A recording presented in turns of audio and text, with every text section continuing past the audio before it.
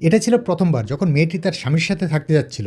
সে অনেক ভয় পেয়ে বাথরুমে লুকিয়ে পড়ে আর বাইরে যেতে পারছিল না।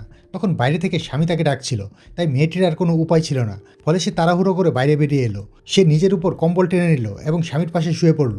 যখন সে তার স্বামীর সাথে ঘনিষ্ঠ হতে চাইল, তখন স্বামী তাকে বিছানা থেকে হালকাভাবে ফেলে দিল। বলল, তুমি এখন সোফায় ঘুমোতে যাবে।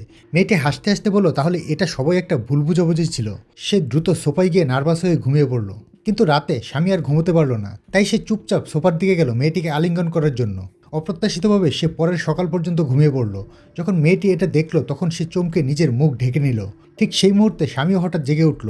সে মেয়েটিকে প্রশ্ন করলো কেন সে তার সাথে আছে। মেয়েটি উত্তর দিল, আমার কি এ প্রশ্ন তোমাকে করা উচিত নয়। সে পাল্টা জিজ্ঞেস করলো কেন সে সোফায় ঘুমিয়ে মেয়েটিকে আলিঙ্গন করছে।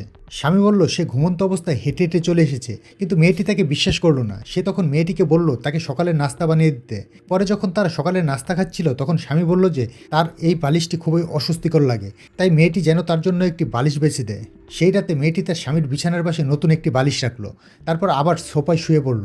যখন স্বামী ঘরে ফিরে এলো, তার একটি অদ্ভুত ধারণা হলো। সে চুপচাপ বালিশটি নিয়ে মেয়েটির পাশে ঘুমোতে চাইল। অপ্রত্যাশিতভাবে মেয়েটি হঠাৎ জেগে উঠল এবং প্রশ্ন করলো, তুমি কি আবার ঘুমন্ত অবস্থায় হেঁটে হেঁটে এসেছো। স্বামী পাল্টা বলল, তুমি কি নতুন বালিশটি একটু যাচাই করে দেখবে। মেয়েটি আর কোনো উপায় না দেখে বালিশটি নিয়ে ঘুমাতে থাকলো।